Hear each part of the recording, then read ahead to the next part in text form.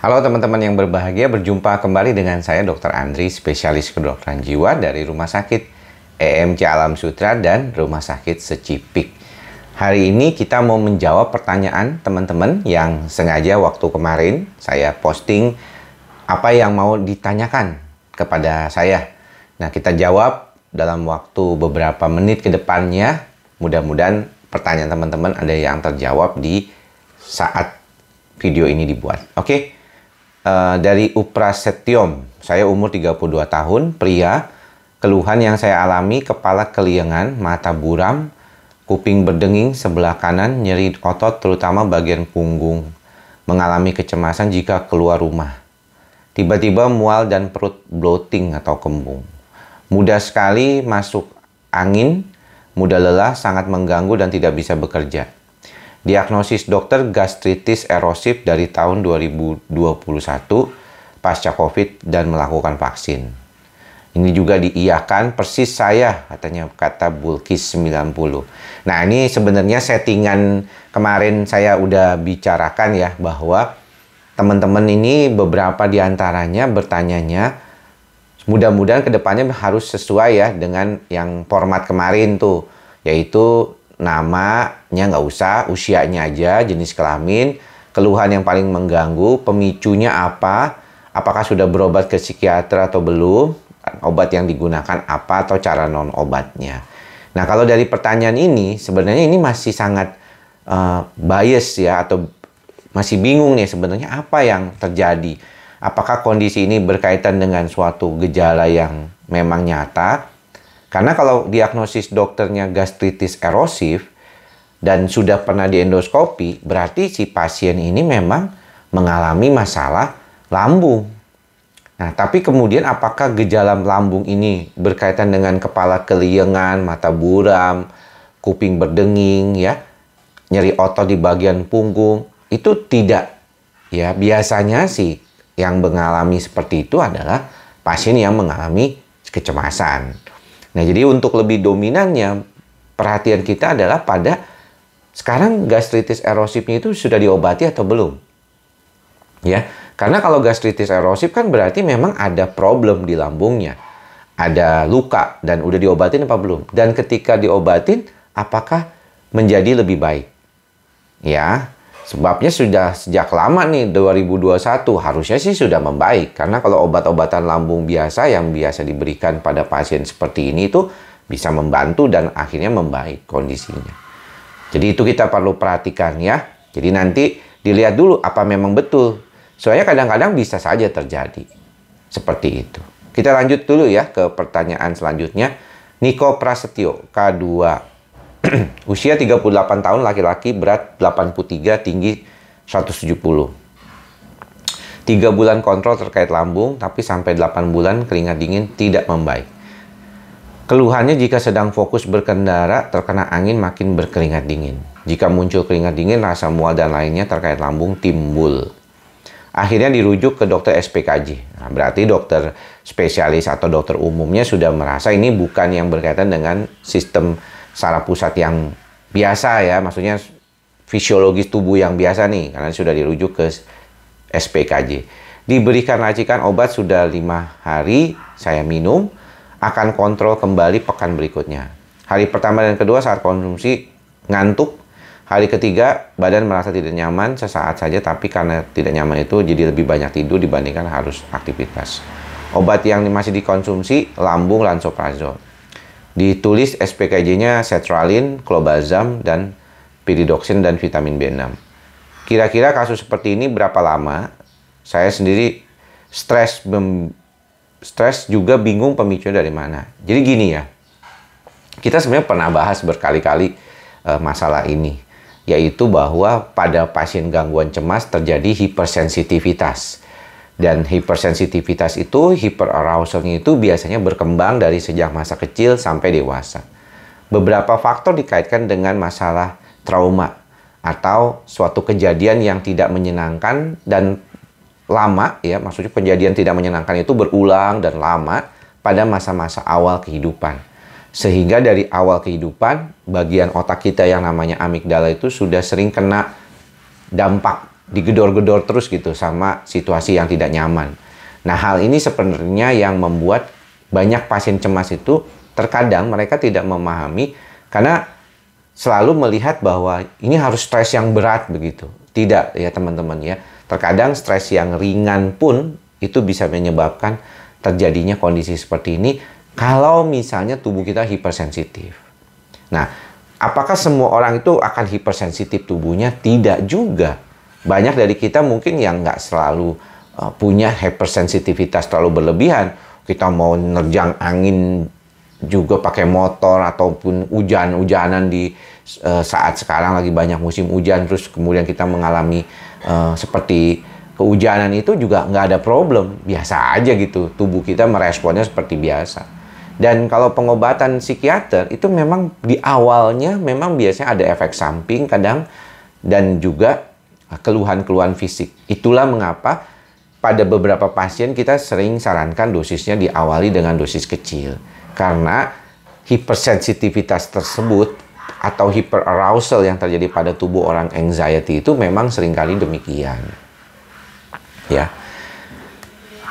Saya umur 37 tahun dari Istiqomariah 2194. Perempuan. Dari bulan November 2023 sakit sempat dirawat tapi kondisi medis baik-baik saja.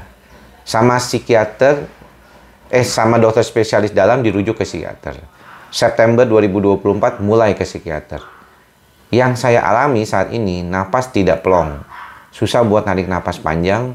Mulai dari bulan Januari kemarin,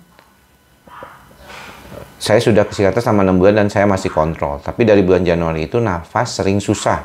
Napas pendek, nggak plong, sendawa terus. Sampai saya berpikir saya mau meninggal. Bulan ini saya coba periksa lagi ke spesialis penyakit dalam, tapi kata dokter spesialis dan semua paru-paru dan jantungnya aman. Oke. Terus dikasih obat lansoprazol, ondansetron, sama Braxidin. Obat dari psikiater dikasih obat racikan alprazolam, trifluoperazin, vitamin B6, sama maproptilin. Selama pemeriksa dari awal kontrol, kemarin dosisnya ditambah. Nah, biasanya respon pengobatan itu ketika dia tidak mendapatkan hasil baru ditambah. Tapi kalau misalnya pada beberapa pasien itu biasa aja nggak ditambah gitu. Jadi standar aja dari awal kita udah tahu nih kira-kira dosis berapa nih yang mau diberikan kepada pasien. Dan setelah udah lebih baik dia dilepas gitu. Nah, perasaan nggak enak, napas panjang, kurang plong seperti ini memang bisa terjadi karena faktor anxiety-nya. Dan banyak kasus seperti ini nggak gampang juga diobatin walaupun obat lambungnya sudah dimasukkan. Tapi saran saya sih memang kalau dia mual, lebih baik tidak digunakan obat golongan ondansetron. Si pasien itu juga mesti kasih tahu ke dokter penyakit dalamnya kalau dia sedang berobat dengan obat psikiater dan ada obat golongan antidepresannya. Karena antidepresan dan ondansetron itu biasanya tidak disarankan berbarengan, terutama golongan antidepresan SSRI, karena efeknya bertolak belakang. Jadi seperti kayak percuma makan obat SSRI kalau sama ondansetron gitu. Jadi ondansetronnya mungkin boleh tidak digunakan, apalagi kalau tidak ada rasa mual yang terlalu dominan gitu ya. Biasanya sih gejala-gejala yang berkaitan dengan lambungnya sendiri dengan lansoprazolnya sendiri sudah cukup ya, apalagi sudah dikasih juga Braxidin ya, itu suatu obat untuk penenangan stres lambung ya, itu juga sudah cukup sebenarnya. Oke, satu lagi, saya kena serangan cemas dan panik, sudah jantung berdebar sehingga tensi darah naik, sudah 1 bulan lebih. Umur 35 tahun, sekarang sudah kontrol ke rumah sakit, ke spesialis penyakit dalam. Apa jurus dirujuk? Jurus. Harus kali ya dirujuk spesialis jiwa. Sebenarnya gini, kalau kita melihat perbandingan dari gejalanya yang terkait dengan fisik maupun mental, pada beberapa kasus yang perlu dirujuk ke dokter spesialis kedokteran jiwa itu adalah karena kondisi gejala lambungnya, misalnya nih tadi kan, itu yang di awal kasus, kok gejala lambung tapi ada gejala seperti keliengan, burem, kuping berdenging sebelah, nyeri otot terutama bagian punggung yang kadang hilang, kadang timbul, itu sesuatu yang nggak pernah, atau bukan nggak pernah sih ya, lebih jarang pada kasus gangguan lambung yang murni gitu. Jadi kalau dibilang sebenarnya problem utamanya pasien itu bukan di situ sebenarnya. Mungkin ya bukan di gangguan lambungnya saja, tapi sebenarnya ada kondisi terkait dengan cemasnya. Nah, ini mungkin yang perlu diperhatikan nih sama teman-teman semua. Karena kasus-kasus yang gangguan cemas itu terkadang nggak semudah itu dilihatnya. Prosesnya itu nggak segampang itu kita lihat. Bahwa ketika cemasnya sudah mulai muncul, sometimes seorang itu tuh kayak kebingungan, sebenarnya saya ini sakit apa ya? Kok kayaknya saling berkaitan satu sama lain ya? Nah, itu yang mungkin perlu teman-teman perhatikan. Pada saat kita perlu dirujuk atau tidak, sebenarnya memang dokter spesialis penyakit dalam atau dokter umum ketika ditanya, "Dok, saya ini kenapa ya? Ini beneran sakit lambungnya aja atau ada gejala kecemasannya ya? Apakah saya perlu dirujuk ke psikiater?" Itu Anda bisa tanya seperti demikian. Cuma kadang-kadang ada beberapa orang kan yang mengatakan, ngapain ke psikiater? Ke psikiater itu nanti ketergantungan obat, jadi bikin semua jadi nggak nyaman segala macam. Ya teman-teman bisa lihat sendiri kan beberapa contoh kasus yang pernah kita paparkan di sini, bahwa dengan pengobatan yang tepat, dengan hal yang membantu kita lebih baik, itu bisa saja menjadi lebih bagus gitu situasinya. Jadi nggak akan seperti terus-terusan mengalami masalah terkait dengan gangguannya dan harus terus makan obat, enggak. Apalagi psikosomatik cemas itu banyak kok yang bisa membaik asalkan kondisinya itu jauh lebih stabil. Sehingga saya mau coba lihat nih, satu lagi deh ya. Ini dok, saya perempuan usia 32 tahun karena cukup berdekatan ya.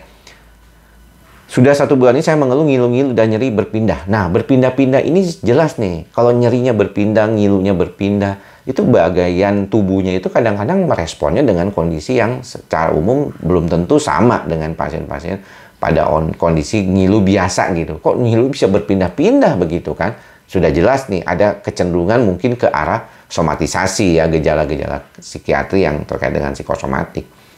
Saya juga merasakan nyeri dan ngilu di ketiak, payudara, dan dada. Sudah berobat pindah-pindah dokter, tapi saya belum menemukan jawaban tentang sakit yang saya alami. Sudah pernah ke psikiater atau belum? Ya, jangan-jangan sebenarnya apa yang Anda alami itu adalah suatu spasm dari otot. Yang mana ketika Anda cemas dan tidak nyadar Anda itu cemas, maka spasme otot itu yang sering jadi problem buat bagaimana ke depannya. Jadi saran saya sih, ketika tubuh kita banyak ngilu-ngilu, sebenarnya kita berolahraga, beraktivitas, itu yang nomor 1. Tapi kemudian kalau misalnya kita masih ngilu-ngilu juga, mungkin berobat ke psikiater. Kalau misalnya sudah berobat ke dokter saraf, nggak ada apa-apa. Yang kelihatannya dominan menjadi penting adalah ternyata keluhannya sendiri juga berpindah-pindah. Jadi nggak terlalu kelihatan ada hal yang signifikan sebagai dasar penyebab. Biasanya sih keluhan itu tidak berpindah-pindah. Ya, oke. Mudah-mudahan bermanfaat. Sampai ketemu lagi di lain kesempatan. Nanti kita akan jawab pertanyaannya, masih ada beberapa. Nanti kita batasin dulu waktunya jadi supaya teman-teman bisa konsen juga nontonnya. Thank you yang sudah menonton. Sampai bertemu lagi. Salam sehat jiwa, salam ikhlas, sabar dan sadar. Bye-bye.